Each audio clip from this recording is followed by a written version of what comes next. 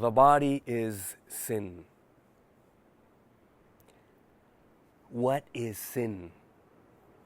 Sin is something evil, something dirty, something prohibited. How does this very dark belief still lurks in the creases of our collective subconscious, and how does this affect us in ways that we would never even imagine? How does this affect the way we relate to ourselves, our relationship with our body? And how do other visions like Indigenous vision can help us weave a much healthier relationship with ourselves and obviously with our bodies? By the end of this talk, I will share with you a very beautiful, highly transformative exercise to actually create this weave, create a more balanced, healthier, respectful, grateful relationship with our bodies, loving relationship with our bodies. Thank you all for being here, and thank you for inviting us. Thank you for the organizers of this event. Thank you for Sarah, for the Crucible Project. Thank you so much for all of you to come here. Thank you. I'm very honored to be here. My name is Tata Alejandro de Santiago. I'm a Mayan Ajkij. I'm a Mayan daykeeper or Mayan priest. And I'm also curandero, indigenous healer, and as officially called in my country, I'm a traditional or indigenous medicine medic. And two of my areas of focus are, the first one is all of those things, meaning very toxic conditionings and traumas that fall on the body. Everything falls on the body ultimately, but specifically fall on the reproductive area. And how does this affect us in ways beyond attraction, beyond intimacy? The other area of focus is to be of support with anyone who wishes to understand and strengthen their thread of destiny, their bats. When we go through our initiation process as Ajkij, Mayan priestesses or priests, we are given some very special tools that have been used for thousands of years, continuously into doing so. And Mayan culture is probably the culture that has focused more resources and time into aiding individuals to understand why they are here on earth. And why the body? As great Nilda Chiaraviglio says, actually no one can have self-esteem, self-value, self-love if there is not an appreciation, an acceptance of the physical image of the body. No appreciation of the body, no way to have self-love or self-value, self-esteem. There's no way. No way. The body is the first reference of who I am. Your body is your first reference of who you are. Maybe just for like some very enlightened beings, that's not the case, but for most humans, that is the case. The first reference of who we are is the body. Not the only, the first one. And we tend to just put our body on a second plane. It's not that important. Now, when we are born in this culture, in Judeo-Christian culture, we are born sinful. We are born with the original sin, and because the cosmological parents, Adam and Eve, they sinned. They lived in this beautiful, pristine paradise, and they sinned. And they were kicked out of paradise. And then they became ashamed and guilty. Ashamed of their bodies and guilty of themselves. In this vision, the body is dirty, The body is a prison of the soul. The soul is pure and pristine, and it is pristine and beautiful. And the body is the prison. But it's not. It's not. The body is sinful because it creates. It's the source of sexual pleasure and desire. Now, thinking in this way, how does this affect us? Just think about this for a second. When you look at yourself in the mirror, what do you see? What do you tell yourself? What do you tell your body? Do you feel guilty or ashamed or even repulsed of your body or a particular part of your body? Do you feel that you reject your body?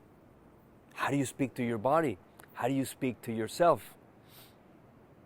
And in everyday life, how do you treat yourself? Do you say, "Ooh, I'm fat, I'm ugly, I'm thin, I'm this and that, I'm not good enough"? And those kinds of beliefs, they run on a loop because of a conditioned belief. It's not our nature to think that way. Now, what happens with all of this? Well, obviously it depletes or it mines our ability to have self-esteem, to value ourselves. If we don't have self-esteem, self-value, or self-love, it's way more easy to not get to know ourselves. It's hard to get to know ourselves. It's easy to get manipulated. When we don't know ourselves, I don't know what I want, I don't know what I need. So it's easy to be manipulated, and it's very easy to fall into suffering. And it's very hard to make good choices. Our culture does not support us, anyone actually, in creating a beautiful relationship, a good, healthy relationship with the body, but especially with ourselves. Ideas like, oh, you have to make yourself, you have to polish your image in order to feel accepted.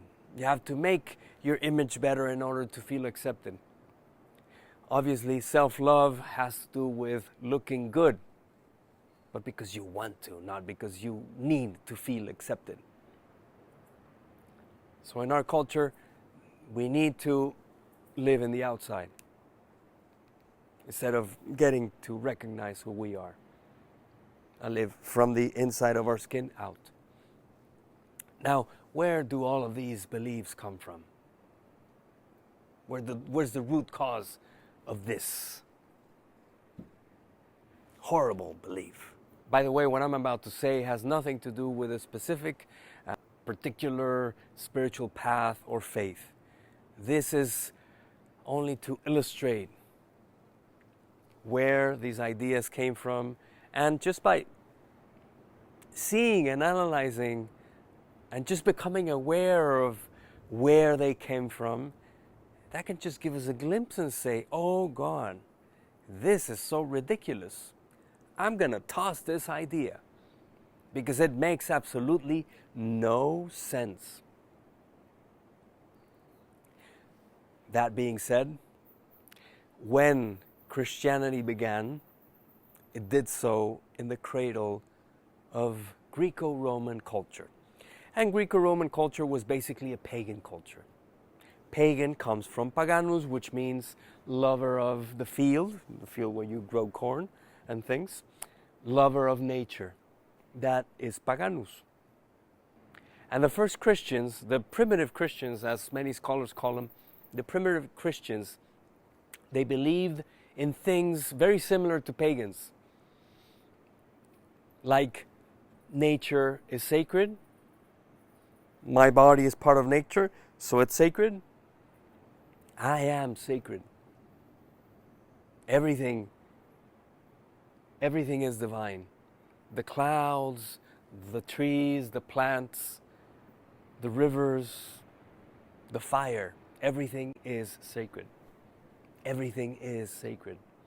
And a couple of centuries later, there's many branches of the church, and there's this branch, the monacos.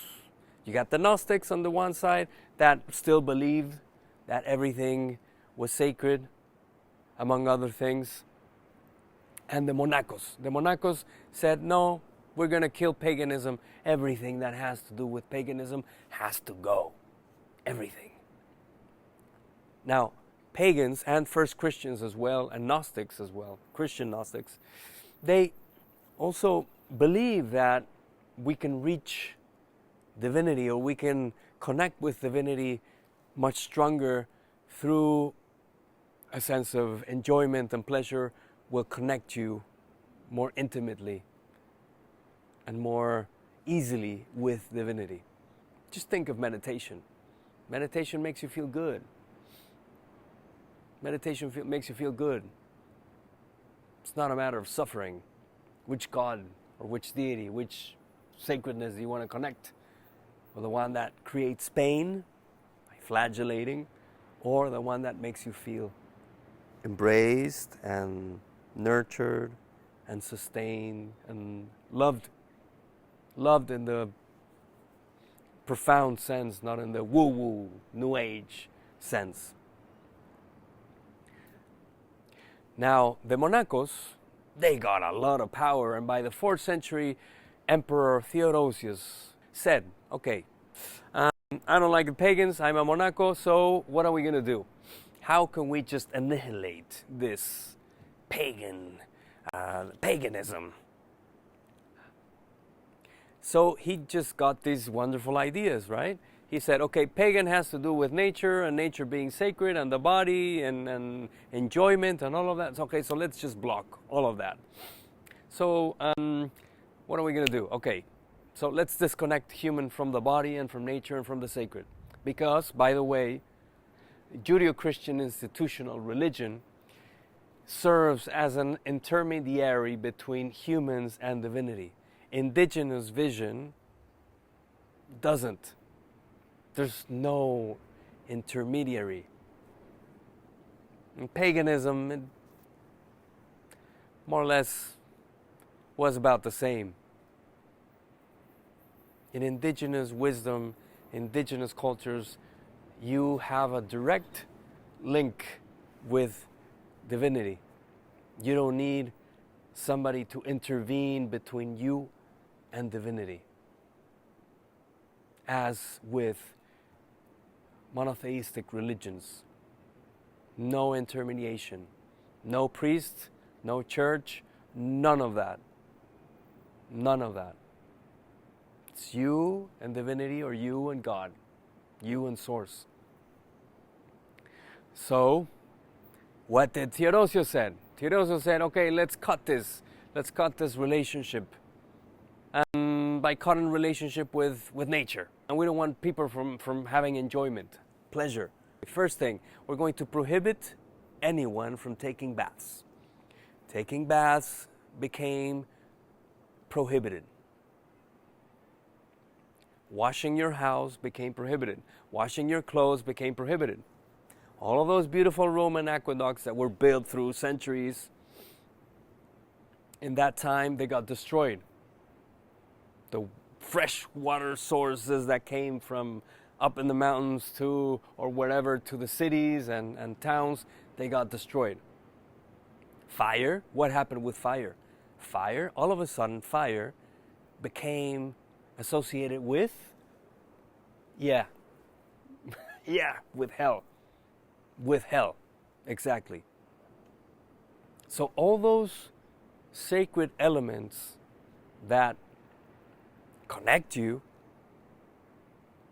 with divinity, that connect you to yourself, that cleanse you, that protect you, that guide you, there was a block. Because when you connect with the elements, when you connect with nature, you have guidance, you have protection, you have purification, among many other things, and wisdom, if you know how to do it respectfully. And for most of human history, we knew how to do it. So all of those things were prohibited. What happened? People like Isabella Católica, Queen of Spain, it is rumored that she took a bath, rumored and it's written, she took 3 baths in her life, only 3 baths in her life. Gregory the Tours, he was a bishop, he said, for no Christian be tempted into sinning and into having pleasure, then that Christian has to drink water from puddles. From puddles. Now, this is the time where pleasure was prohibited, and monogamy became the institution, or the only way in which any human could unite with another human and make a family. But for life. You could only unite for life. Before that, it never happened. And by the way, if you copulate, if you create children, you cannot have pleasure. You cannot have, it was prohibited to have pleasure. Something even more ludicrous, if you may. Even more ludicrous. It was prohibited to have more than 1 meal a day and to go to the bathroom more than once, because both things are pleasurable. So just the bare necessity. Once a day, 1 meal a day is enough. One time you go to the bathroom is enough. We don't want no pleasure anywhere.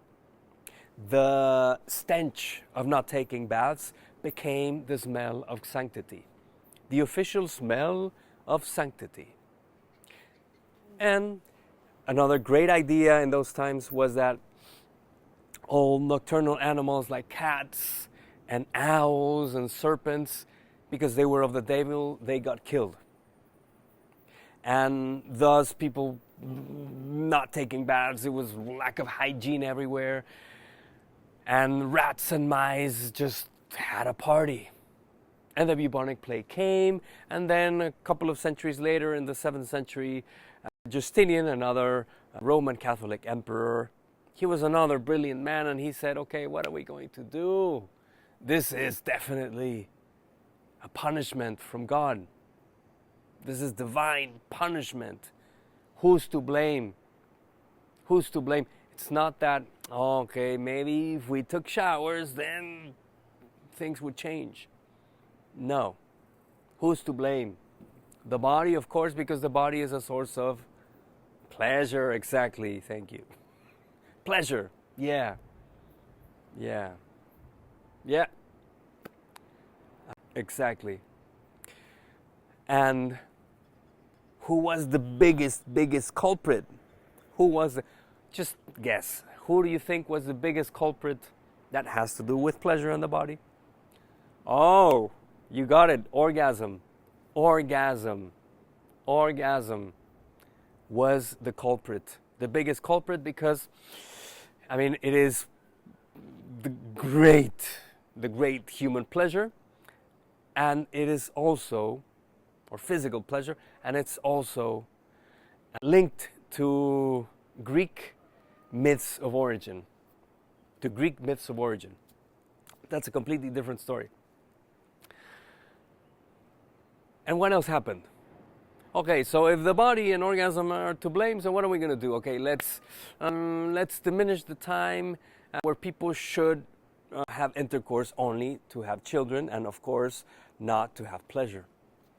What can we do? Okay, let's diminish this. So it became prohibited to have intercourse on Thursdays, Fridays, Saturdays, Sundays, because there were sacred days, and Easter and Christmas, but also 40 days before Easter, 40 days before Christmas, 40 days after Easter and after Christmas, and a couple of other very special sacred church days. So you were only left with 18 days a year to copulate legally, because if not, then you had the Roman army, and they would kill you. You would get killed. And it was prohibited to read, it was prohibited to make science, art, anything that didn't have to do with the church, it was prohibited. Reading was prohibited because knowledge is just awesome. It's pleasurable. Mhm. And we don't want anybody to tell us that we're doing something wrong, right? Now, heretics, witches, Muslims, Jews or Hebrews, and blasphemous, they all got killed. Now, witches were women that knew how to heal with herbs. By the way, healing with herbs became prohibited too. So, oh, she's using chamomile, let's kill her. Mm-hmm. Oh, she's using salt to heal a wound. Oh, kill her. Maybe I'm exaggerating with that one. But you couldn't use plants, you couldn't use many things. Now, while all of this was happening, what was happening in the Americas and in Baghdad during the Middle Ages, during the Dark Ages, the Dark Ages. No wonder they're called the Dark Ages. Science wasn't flourishing, art wasn't flourishing, and for example in Baghdad, religious leaders would dialogue. Even if they didn't agree with each other, they dialogued. In the Americas too. Same thing. Everything was flourishing. Science, art, social different ways of making cities, and everything was flourishing. Now, fortunately, the Renaissance came, but the legacy, and great things happened, but the legacy of those beliefs lingered still till today. And we can see that in everyday life, in how society works. And the doctrine of the church became the doctrine of suffering. You had to suffer in order to be a good Christian. And this created a sense of great separation and disassociation between me, my body, nature. No wonder we have no respect for nature in this culture. No wonder this culture has no respect for nature, because it doesn't see that it's even has a soul or a spirit, a chulel. We became enamored with our vision that we were above everything else. It's part of the sense of separation. So this is disassociation with our bodies, with ourselves, with nature, with divinity. I'm not divine, I need an intermediary to reach divinity. In contrast, indigenous wisdom sees everything as interconnected, interdependent, and nature, body, me, the sacred are one. They're one. And when we have this awareness, then things shift. Things shift. Our own minds become a prison for us not to connect, or for us to have, on the contrary, the freedom to connect with these principles. They're not ideas, they are principles. Most societies in all of human history have believed the same thing in all continents. So, nature, me being nature, when I understand that I am nature and that within me live all of the different communities that live on earth, then everything shifts. And this is not metaphorical. This is something that is lived in indigenous path. The communities of earth, meaning the communities of water, through me flow rivers. In me is fire, and not metaphorical. In me live woods and have trees, and reside the communities of the wind, the communities of the mineral world, also my nahuales, and obviously, of course, all the different bacteria, the different cells.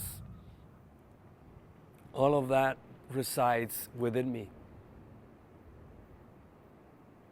That strength of those thunders, they reside in me. And it's just a very different way of seeing life and existence. When I understand this, I can more easily connect with the primordial wisdom of Mother Nature, of Mother Earth. This primordial wisdom helps me recognize myself as part of this whole of the collective, of this ocean of collective. Helps me understand myself, who I am, and helps me understand what am I doing here? What is my purpose? What gifts, abilities, unique abilities do I have in order to weave a strong, balanced, colorful, if I choose to, thread of destiny or bats? So it's a radically different view. When I get to know myself, especially through this lens, I get to appreciate myself from another level.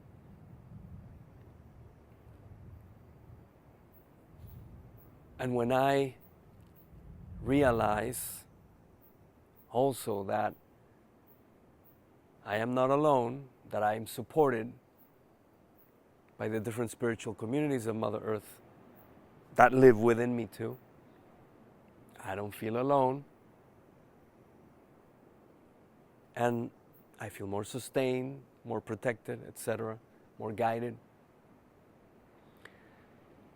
And all of that, especially connecting with this primordial wisdom, helps me understand who I am and helps me recognize my body as something sacred, helps me recognize my body as sacred. And this allows me to have a greater sense of self-value and self-love. My humble understanding and knowledge, I haven't found a word or a term that translate as self-love or self-esteem. Yet there is this amazing term, inishli inyolot. Inishli inyolot means a face, a heart. One face, one heart. Face and heart united. Meaning I have a well-featured face. I show my face. I show myself into the world. It's not an erased face. It's a clear face. This is who I am. And my heart moves this face with passion. Moves this face. Meaning that I show myself as I am, as an authentic being, dignified being, proud in the healthy sense, being. I am here. This is my presence. This is who I am.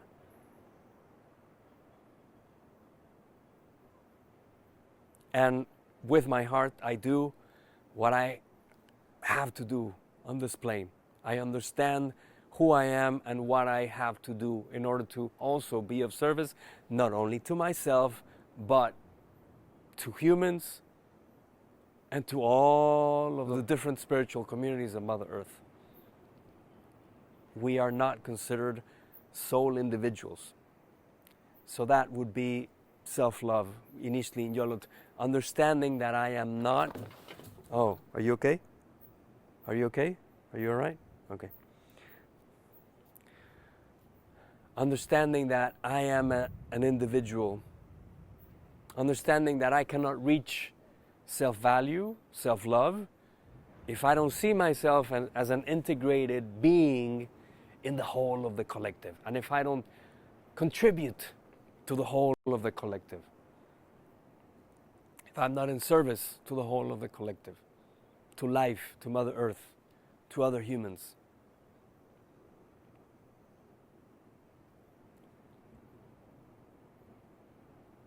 So it's a completely radical, different way of seeing things.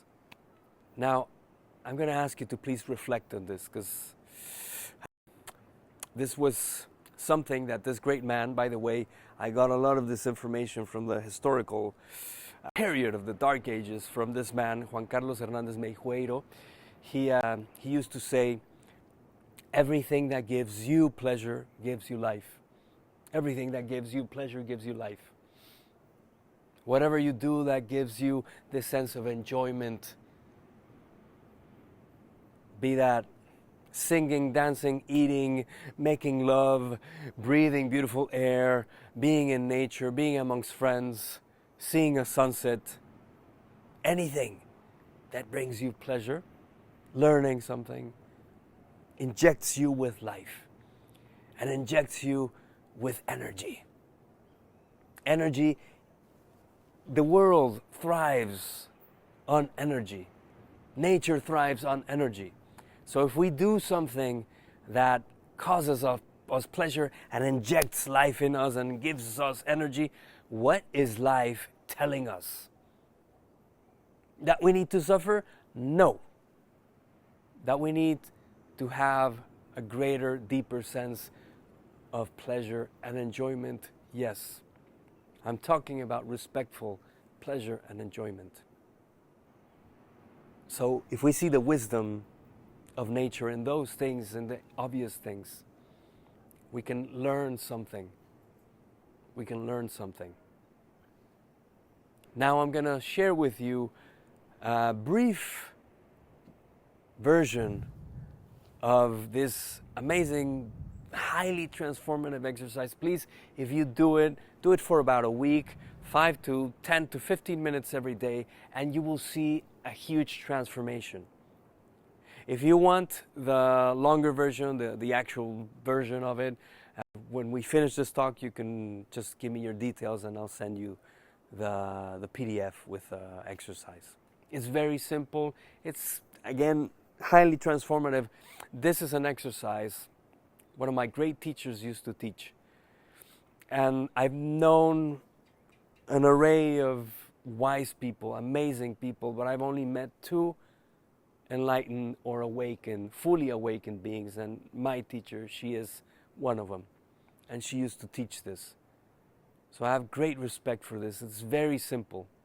Don't be dissuaded by its simplicity, because it's beautiful. It's radically transformative.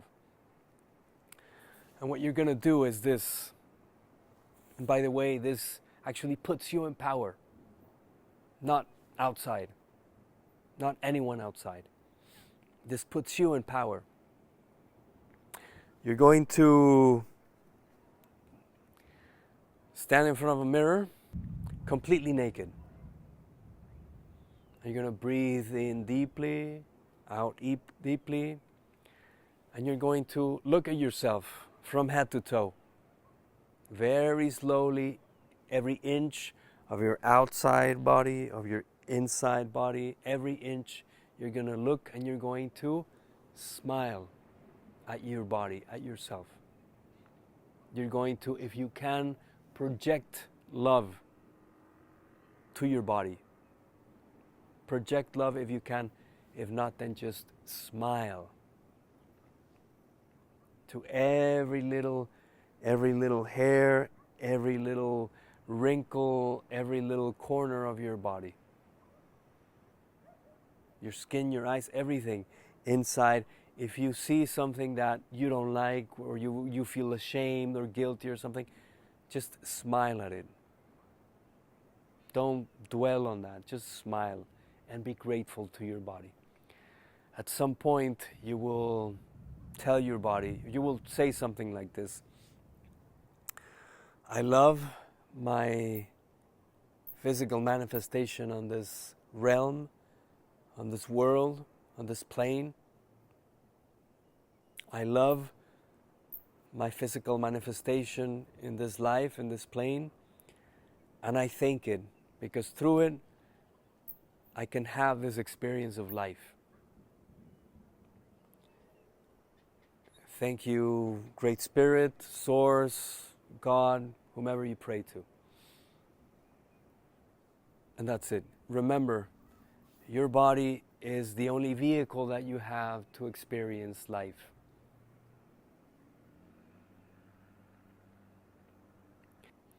So let's cherish it, let's love it, let's be grateful for it.